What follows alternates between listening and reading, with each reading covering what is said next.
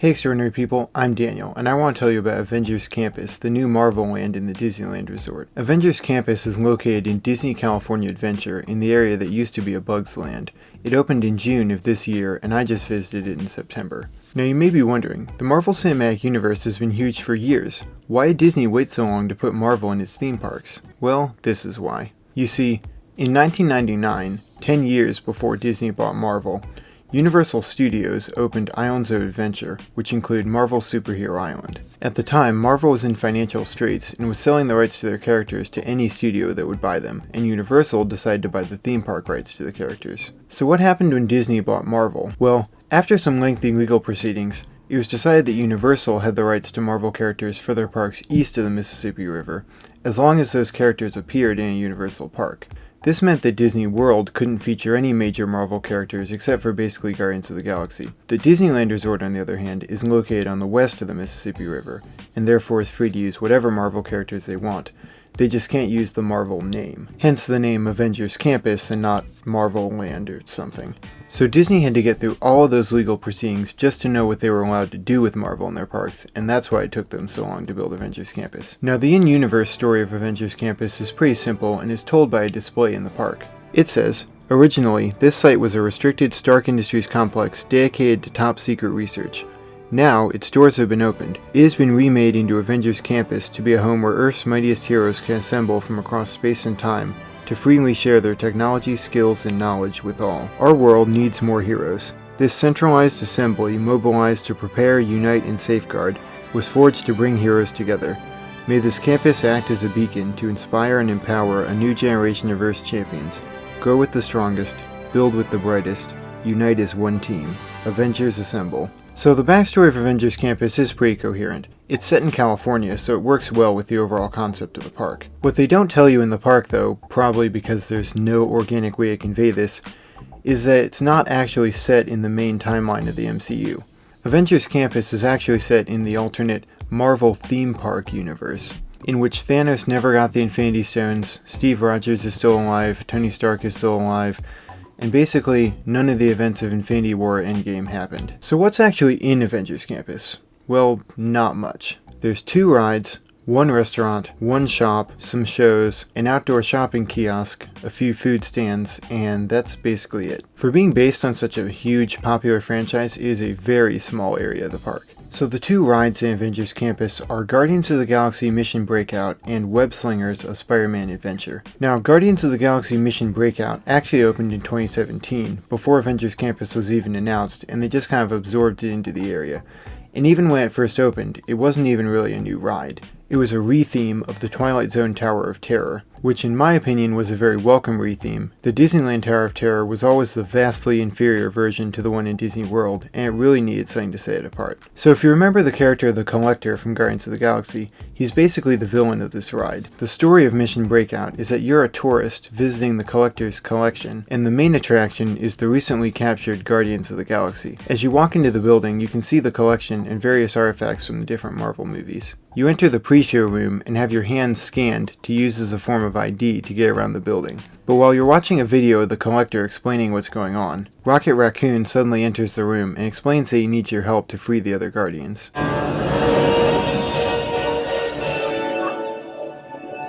My friends, you're one step closer to your exciting encounter with the Guardians of the Galaxy. You are now standing in my private office. I know. Where I Carefully scrutinize each and every piece that comes to me from different parts of the galaxy let's you this guy. Hearing your incessant blandering on a constant loop was big motivation for me to escape. I go, ouch! Ow! That was not part of the plan. What? Of course I escaped. For those of you who have not been paying attention, the name's Rocket, one of the Guardians of the Galaxy, the smart one. Listen up. He's going to put you on a gantry lift for your tour. I'm going to sneak on top of your lift and take us all the way to the big old generator control room. I'm going to blast that thing and destroy all the control systems. which will open up every cage in this freak show and free my friends. Our buddy Mantis is in the getaway ship waiting for my signal, and then we'll be on our merry way. But this plan won't work unless you help. I don't have clearance. My hands don't scan. Yours do. If you raise your hands, I get the clearance, and the chaos begins. It's a foolproof plan. Hey, Rocket, don't forget your Walkman. Look. Which you will do by getting on a gantry lift, i.e. the ride, and raising your hands so the computer can scan them, which will give Rocket access to all the computer systems, I guess. The collector really didn't think this ID system through. So the ride experience of Mission Breakout is basically the same as Tower of Terror, basically just a drop tower where you get pulled up and down really fast. Rocket, unplug you and start things right. Now show me those hands, people. You got clearance. Let's roll.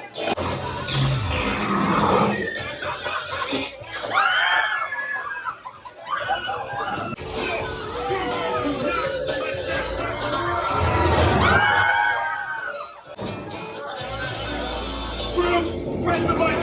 Press the button. Is that Disneyland? Yes, Rocket. Come on. Ride's here. Thanks, everybody. See ya.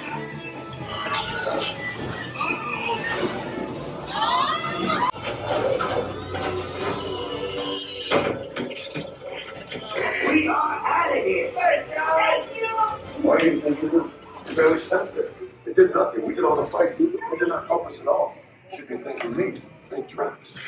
Guardians of the Galaxy Mission Breakout is definitely a great ride. The building looks really cool, the queue is really detailed, they have the actual cast from the movie in the queue videos, and my personal favorite thing about it is the animatronic of Rocket, which is just awesome. I don't really like the ride experience itself though, and that's just because I always get a headache and feel really sick after riding it, and I'm not really sure why that is. The Tower of Terror in Disney World doesn't really seem to do that to me, so I don't really know what's going on, but I only can really ride Mission Breakout one time per trip. It's about all I can handle. I always seem to be the only person with that problem though riding the ride, so I think most people will be fine. The new ride, Avengers Campus, which opened with the rest of the area earlier this year, is called Web Slingers: A Spider-Man Adventure. The first thing you need to know about this ride is it's a virtual queue attraction. There's no standby line. You can't just walk up and get in line for it like you can with any other ride. What you have to do is get a virtual boarding pass from the Disneyland app. Here's how it works. The virtual queue opens at 7 a.m. every day and then closes once all the boarding passes are taken.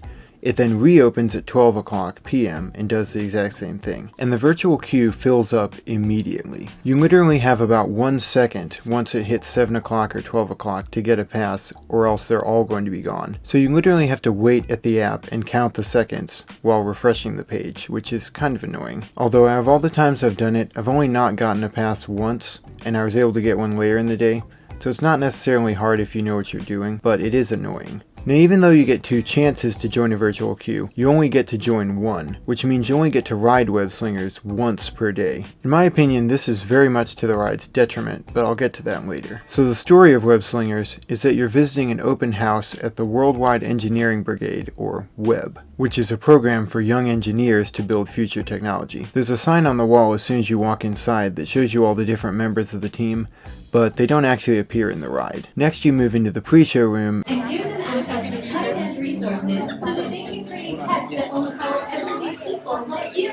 Tech like me, for example. I'm Sharon, the artificial intelligence that keeps this place organized and running smoothly. Yes, Web has some of the brightest minds in the world, but I keep things around here pretty chill, so the kids can create the next big idea that will give you the tools to become the next generation of heroes.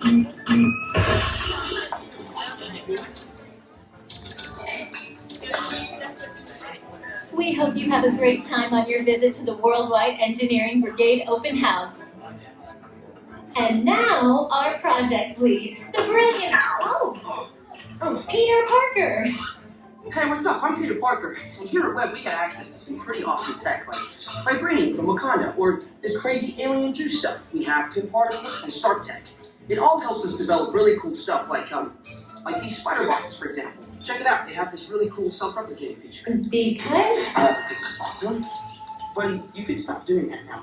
But anyway, you guys are here today to help us test the web slinger vehicle. Using onboard tech, you will be able to sling web just like my buddy Spider-Man. Peter, your presentation is getting away from you. Yeah, I'm aware of that, Sharon. If you would just initiate the safety protocols, it'd be great. Problem with that, So Peter? anyway, if you want to sling a web, all you gotta do is sling your arm in the direction you want to shoot the web, and that's it. It's all. Peter, your spider bots are continuing to replicate and are consuming everything in their path. They seem to be stuck in self-replication mode. If you could just handle that for me, please. On it. Contacting Mr. Stark. Don't call Mr. Stark! Don't call Mr. Stark. Sorry, Sharon. You should just call someone else, ask them to do it. Okay. Contacting Spider-Man. Here. I'm gonna go find Spider-Man for us all, because he's around here somewhere. Okay, goodbye. Spider-Man! As you may have noticed, the spider bots are locked in that awesome self-replication mode. In spite of what you see, they were created to be robotic helpers that can break down raw material and create all kinds of useful tech. But because they are stuck in self-replication mode, the spider bots are currently consuming everything in sight and multiplying at an alarming rate. If left unchecked, my calculations predict this will lead to the devastation of the entire Avengers Campus. It should be safe until Spider-Man gets here, as long as they don't get into the alien fluid. This is now a bigger problem. Activating threat level protocols. Hey guys, what's up? I hear you have a bug problem. I'm here to help. You made it. Great. Threat level is at exponential danger. You might need some help. Perhaps I'll call the Avengers? Don't worry, everyone. I got this. Okay, everybody. Open house is canceled. Wise idea. But I could use some help. Yes, you could. Sharon, drop the slinger vehicle. Already on it. Everyone head to the slingers and we'll team up to stop the spider bots before they destroy the campus. It's easy. Okay, we have a plan. Please move quickly through the doors and down the hall to the slinger vehicle bay. Your open house demo has been upgraded to a high-stakes mission to save Avengers Campus.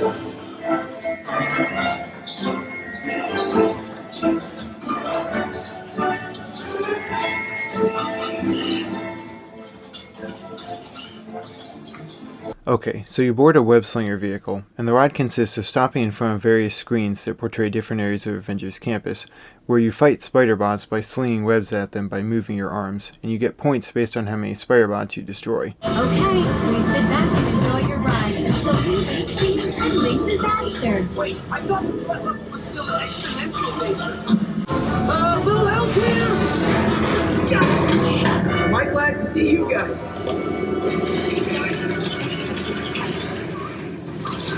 Actually,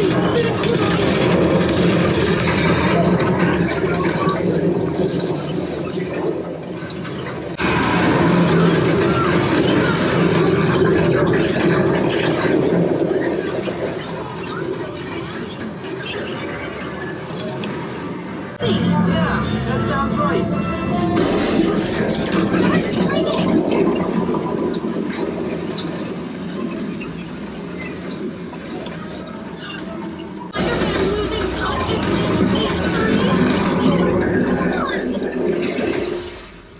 That was close. Those green bots maybe will trigger a chain reaction. I think you're right. That should stop them.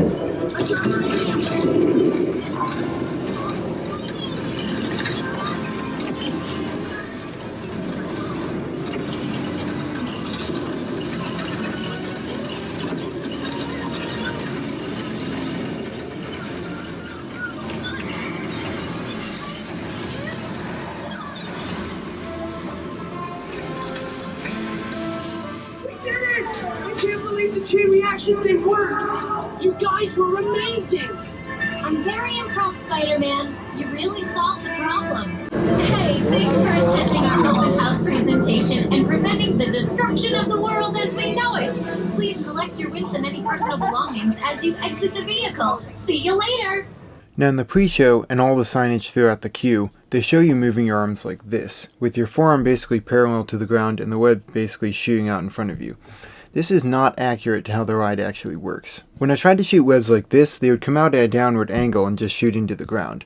You have to actually hold your arms like this, tilted up at an angle, and move them like this, which doesn't feel really natural. Although I suppose sitting in a car and moving your arms like this really fast is not natural anyway, so there's that. I don't know if it was just me or if the tracking technology is off or something, but I rode the ride twice and it happened both times where I had to hold my arms like this. So yeah, I don't know. So the whole ride experience is actually pretty short. There's only 4 screens and each one is only around a minute long. And there's no practice screen. So you don't really get a chance to learn how the web slinging actually works until you're actually in the ride doing it. The ride also doesn't really get any more difficult or complex as it progresses. It's just the same thing every time, which makes it a little bit boring once you get past the first screen. Now the signage in the queue says that you can grab things or pull levers or move things with your webs in addition to just shooting them, but the ride doesn't highlight this at all, and after riding it twice I could only find one thing that moved when I shot a web at it. And it was not obvious at all. So I really don't get why, if they say those things are in the ride, they wouldn't actually be in the ride. Like, why make them so hard to find? It doesn't make any sense to me. The real kicker with this ride, though, is if you're really into the competition and the scoring and you want to get the highest score that you can, then it's basically pay to play. So they sell these web power bands that you can wear on the ride that interact with the ride and basically give you power-ups and stuff. This is just the base unit and this costs $25. Let me just show you how it works. So you just put it on your arm like this and then this dial just tightens or loosens it. It's pretty simple. So this switch here turns it on, and honestly if you're right-handed it's in a pretty awkward position. They could have just put it on the back or on the top, which would have been a lot easier and accommodating to people who are left or right-handed. The middle position is off, and then if you turn it towards the front of the unit, or the little Spider-Man icon, then that lets it interact with the ride. And if you're on the ride, you don't have to do anything else, you just turn it there, and then you're going to just sling webs like normal, or normal for the ride. If you turn the switch to the other side, then what it does depends on what attachments you have. Because yeah, they sell extra attachments for this thing too. So the base attachment is just this thing, which, if you're on the ride, it basically gives you 3 webs at once instead of shooting 1 at a time. And if you're at home, it has this projector that projects little images on the wall. But you can also upgrade the base unit for another $25 to either a web shooter upgrade, which gives you electric webs in the ride, or a repulsor upgrade, which lets you shoot repulsor blasts in the ride. And there's 2 versions of each upgrade. There's a Spider-Man and a Gwen Stacy version of the web shooter, and there's an Iron Man and I think a Black Panther version of the repulsor. So if you want all of them, then you're going to spend about $125, which is pointless anyway, but I'll get to that. I only got the Spider-Man one because I was only going to ride the ride twice, and I was definitely not going to spend that much money. Switching them out is pretty easy. All you have to do is pull it off like this, and then this just plugs into the same spot, like that. So it's pretty easy. So on the attraction, this upgrade gives you electric webs, and just like the base unit, you don't have to do anything, you just strap it to your arm and it works if you have the switch in the right spot. But if you're not on the ride, then you can do this with it. Because, you know, webs, I guess. If you're on the ride with this thing though, and you're moving your hands like this a lot, then this string will come out and get very annoying very fast. So if you are going to wear this on the ride, I would advise you just wrap the string around your hand like this, and then it's out of the way. So do these power bands actually enhance the ride experience? Kind of. If you're a casual rider, someone who just wants to enjoy the ride and have fun and doesn't care about the points or anything, then buying one of these is not going to be remotely worth it for you at all. They are way too expensive. I mean, this is $50, and having it or not having it will not make or break the ride experience. When I was waiting in line, I don't think I saw a single other person in the entire line who had a power band at all. So, yeah. Now that being said, if you are really into Marvel or Spider-Man, or you're just really into these interactive competitive rides, and you just really love to compete with your friends or get the highest score possible, then you might actually enjoy these. They do increase your points, they do let you do some cool things on the ride, but you are going to have a bad time with the fact that you can only ride the ride once per day. So if you're trying to be competitive or get better at it or whatever, you're not going to have a good time. In general, Web Slingers is a fun ride, but I don't think it's really up to the level of a Disney ride. It doesn't really have a lot of story to it. The interactivity is cool, but also repetitive, and it doesn't really progress as it goes along. It doesn't really get harder or more complex. It's kind of just the same thing, so it does get a little boring after a while. It's really hard to see this as a ride people are going to want to ride multiple times. Okay, so now let's talk about the shows. So there's a Doctor Strange show where Doctor Strange comes out and does some magic tricks, and that's basically all the show is. I don't really have anything else to say about that, it's just kind of what it is. There's also a Spider-Man show where Spider-Man is testing out his new suit. Most of this show is really underwhelming, with Spider-Man just kind of jumping over some blocks and doing some somersaults and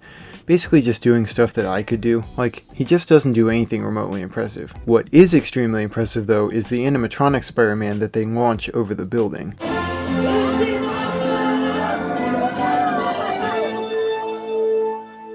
That honestly makes up for the boring rest of the show because it is really awesome, looks really realistic. I mean, it moves exactly like a person. It is very impressive. The other major show features Black Widow and Captain America fighting the Taskmaster and some goons. This show is pretty decent choreography and overall is pretty solid for a theme park show, except for the fact that it's so high up and at such a bad angle that you can barely see what's going on. And sometimes the characters go where you can't even see them at all, but you can still hear them fighting. Honestly, I'm not sure what they were thinking when they designed this show, but this would have been such an easy problem to avoid. All they'd have to do is just have the platform they're fighting on being lower, or have another platform on the other side of the street where the audience can watch them fighting. Having it the way they do just doesn't make any sense. So there's one restaurant in Avengers Campus, and it's called the Pym Test Kitchen.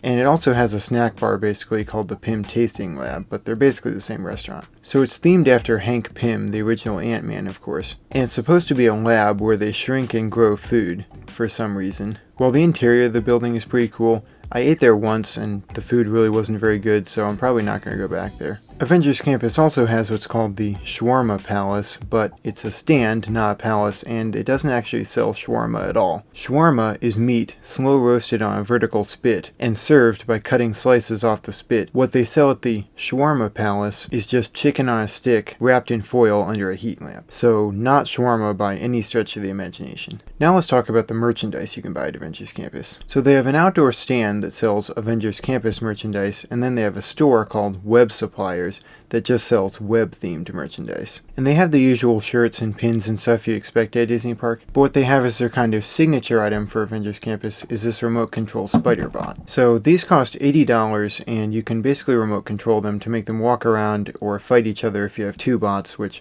I don't because obviously I wasn't going to spend that much. I already spent too much on that web power band. There's just a switch on the bottom where you can turn it on like this. Spider-Bot online.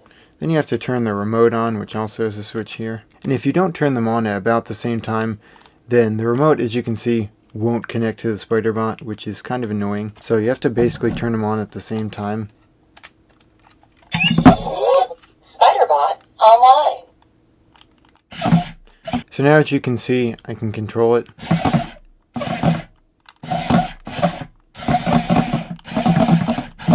This pad on the left controls forward and backward motion, and this pad on the right controls left and right motion. Or rather, left and right rotating. The movement is a little wonky, but it basically works. I'm not really that into remote control stuff, but I think this is pretty cool. So apparently if you have two of these, you can make them fight each other. And that's what these shoulder pads are for. This one on the right is just a simple shot like this. But this one on the left, I guess, is a more powerful one, but you only get 3 of those before your Spider-Bot dies, so. Honestly, I wish they had an option where you could make the eyes turn red like that all the time, because it makes me think of Spider-Man's instant kill mode from the Marvel movies, which is pretty cool. Okay, I've just turned him off because every time I try to talk it makes noise, which is getting very annoying. They also sell these backpacks so you can carry the Spider-Bots around on, and these sell for $50. The backpack looks really cool, and it does basically hold the Spider-Bot in this web thing they have on it, but it's actually really difficult to get the Spider-Bot all the way in. These snaps do not come off very easily. As you can see, kind of struggling to get these off, and honestly, getting this web all the way over the Spider-Bot is also really difficult.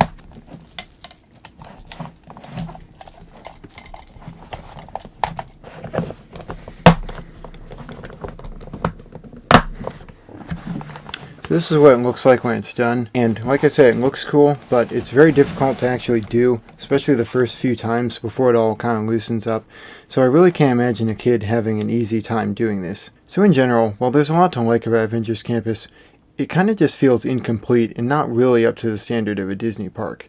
The storytelling of the area itself is basically on par with what you'd expect from Disney. There's a lot of detail put in, like these spider bots you see scattered all over the land. But in general, there's nothing here that really wowed me or really made me want to come back. And I'm saying this as a huge fan of the MCU. Avengers Campus is one of multiple expansions Disney's made to their theme parks over the last several years, and honestly, it kind of pales in comparison to all of them. Pandora: The World of Avatar, for instance, gave us Flight of Passage. Star Wars: Galaxy's Edge gave us Rise of the Resistance.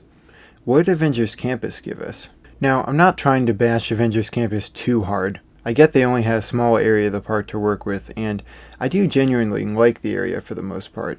But honestly, a lot of the reason I like it is kind of just because I'm a Disney and MCU fanboy, and not necessarily because they put in the level of effort that I really wanted from the land. Knowing that Disney is capable of so much more than this, I can't help but feel a little disappointed. Alright, I hope you enjoyed this video. Let me know in the comments if you visited Avengers Campus, what you think about it, and if you did like this video, I'd really appreciate it if you could leave me a like, subscribe, and remember that you're extraordinary. I love all of you so much. Bye. 'Cause you're extraordinary. Yes, you know it's true. Extraordinary. That's why